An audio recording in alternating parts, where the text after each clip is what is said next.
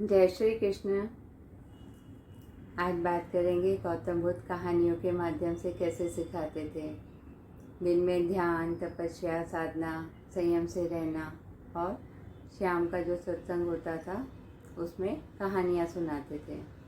तो ये कहानी उन्होंने सुनाई थी गौतम बुद्ध ने अपने शिष्यों को कि नगर में एक सेठ जी थे। उनके पास सब कुछ था, लेकिन जीवन का जो बहुत अमूल्य सुख होते हैं ना, शांति, आनंद, वो नहीं था उनके पास। तो सेठ जी परेशान थे, सब कुछ होने के बाद भी वो परेशान थे।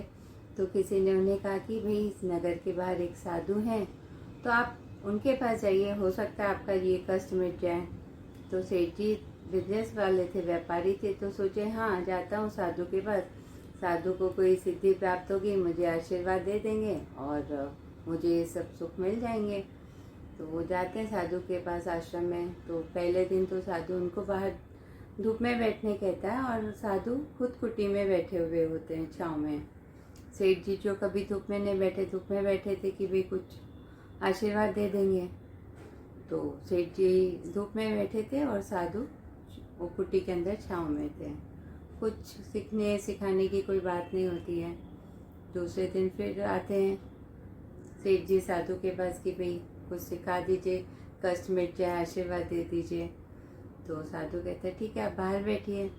आज साधु जो कुटी में बैठे थे उन्होंने भरपूर भोजन की थाली मंगवाई, खूब अच्छे से भोजन किया और कुटी में आराम किया छाँव में। तो सेठ जी फिर आज बाहर बैठे रहे, भूखे रहे। तो तीसरे दिन सुबह ना सेठ जी आए अपना बिस्तर बांध के कि भैया मैं तो जाता हूँ, राम राम, प्रणाम, आपने तो मुझे कुछ सिखाया नहीं। तो साधु ने कहा 2 दिन से सिखा ही तो रहा हूँ तुमको। तो बोला मेरे को तो कुछ नहीं सिखाया आपने। बोला जब मैं छाँव में बैठा था तुम धूप में बैठे थे, जब मेरे छाँव में बैठने से तुम्हें तो छाँव नहीं मिली ना। अगर तुम्हें छाँव चाहिए तो तुम्हें छाँव की तरफ आना होगा। दूसरे दिन मैंने भोजन किया, मेरी भूख मिटी, तुम्हारी भूख तो नहीं मिटी ना। जब तुम्हें भूख लगेगी तो मैं भोजन करूं या कोई और भोजन करे, तुम्हारी तो भूख नहीं मिटेगी।